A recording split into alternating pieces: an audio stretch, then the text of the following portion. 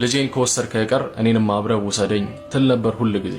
የዛሬው ቪዲዮ ብዙ ሰዎችን አጽናንቷል። የብዙ ሰዎችን ተስፋ የጠፋውን ተስፋ መልሷል። ብዙ ሰዎች እጅግ በጣም የተደሰቱበት ቪዲዮ ነው። እኔንም ለመረዳት ሙሉ ማዳመጥ አለባችሁ።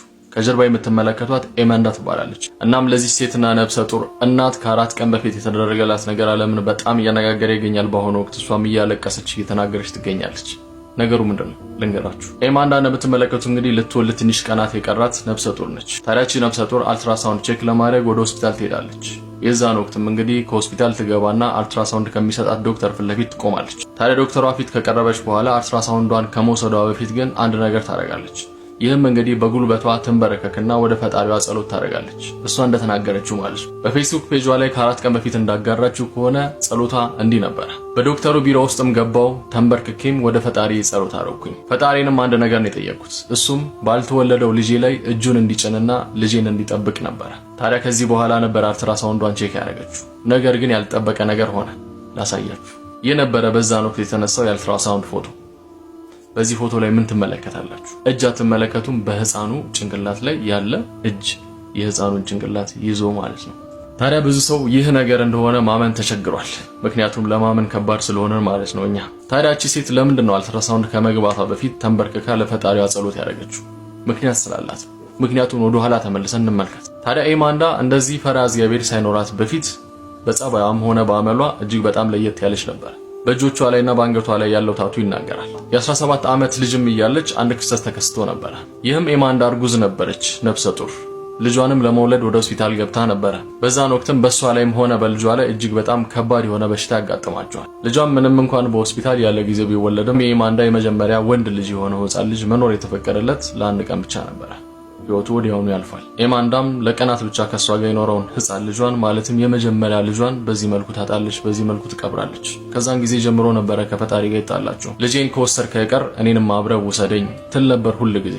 ሆስፒታልም ያለ ልጇ ብቻዋን ወጣ ቤቷ ስትገባ እጅግ በጣም የልብ ስብራት አጋጥሟት ነበር። ከዛ በኋላ ኤማንዳ ፈጣሪን በመቀየም ህይወት ውስጥ ብዙ ነገሮችን አጣለች። ምንም እንኳን ከዛ በኋላ 2 ሴት ልጆችና አንድ ወንድ ልጅን ብትወልድም ነገር ግን 2 ትዳሮችን ልታጣ ችላለች። አሁን ያለችበት 3ኛ ትዳሯ ላይ። እሷ እንደምትናገረው ከሆነ ሁሉም የእርግዝና ጊዜዋ እጅግ በጣም ከባድ ነበረ። ምክንያቱም ከዚህ በፊት የተፈጠረው ነገር ከጭንቅላቷ ስላልወጣ ከፈጣሪዋ ጋር ስላልታረቀች ፈጣሪዋ ላይ ቂም ስለያዘች እጅግ በጣም ከባድ የሆኑ ጊዜዎችን አሳልፋለች። በአሁኑ ወቅት ኤማንዳ ወደ ፈጣሪ ተመልሳለች። ፈጣሪዋን ይቅር ብላ ፈሪሃ እግዚአብሔር ኖሯት የምትኖር ሰው ነች። በዚህ ወቅትም እንግዲህ ነበር እርጉዝ የሆነችው። አሁንም እያሳለፈችው ያለችው የእርግዝና ጊዜ እጅግ በጣም ቀላል አልነበረም፣ በጣም ከባድ ነበር። እንደምትመለከቱት በተለያዩ የቲክቶክ ፔጇ ላይ እንደዚህ አይነት ፎቶዎች ፖስት ታደርጋለች። አሁንም ፍራቻ ውስጥ ነች። ስለዚህ በየቀኑ ጸሎት ታደርጋለች። ፈጣሪዋ ወደሷ እንዲቀርብና ልጇን እንዲጠብቅላት ትጠይቃለች። ለዚህ ነበር ኤማንዳ በየጊዜው እየተንበረከከች ለፈጣሪዋ ጸሎት የምታደርገው። ያስቀየመችውን ነገር ይቅር እንዲላት፣ አሁንም እንደመጀመሪያ ጊዜ ባዶ እጇን ወደ ቤቷ እንዳትመለስ፣ ልጇን እንዳታጣው ፈጣሪዋ ቀን በቀን ከልጇ ጎን እንዲሆንና እጁን ያልተወለደው ሕፃኗ ልጅ ላይ እንዲጭን ሁሉ ጊዜ ጠይቀው ነበር።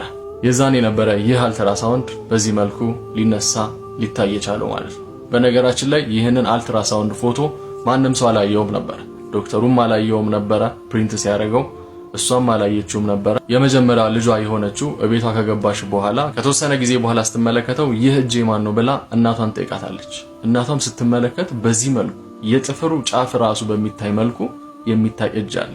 እዛኔ ነበረ ጸሎቷ ትዝ ያላት። ታዲያ በአሁኑ ወቅት ኤማንዳ በቲክቶክ ፔጇ ላይ አዲስ ቪዲዮ ፖስት አድርጋለች። በዚህ ቪዲዮ ላይም እንግዲህ ብዙ ሰዎች ይህ በኤአይ የተሰራ ፎቶ ነው ብለው ስለሚከራከሩ ላሳያችሁ እውነተኛውን ፎቶ ብላ ነበረ። እሱንም እኔ ላሳያችሁ። እንደምትመለከቱት አያችሁት?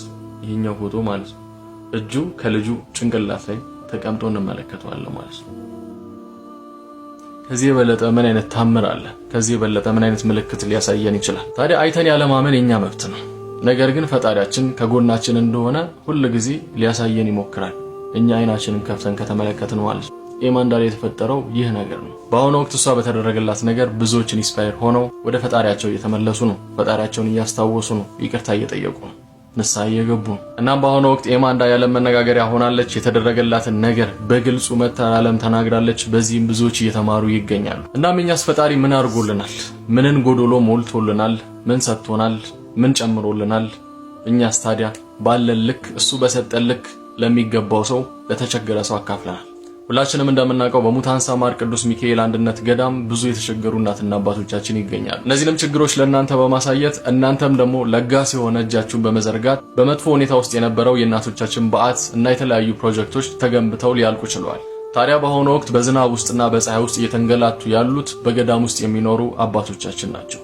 እኚህ አባቶቻችን ለእናቶቻችን ቅድሚያ በመስጠት የእናቶቻችን በዓት በቅድሚያ እንዲሰራ ያደረጉ አባቶቻችን ናቸው አሁን ውጪ እያደሩ ያሉት። እናም በአሁኑ ወቅት የእናቶቻችን በዓት በአንድነት ሆነን ተባብረን እንደጨረስነው ሁሉ አሁንም የአባቶቻችን በዓት በአንድነት ሆነን አብረን እንገባ።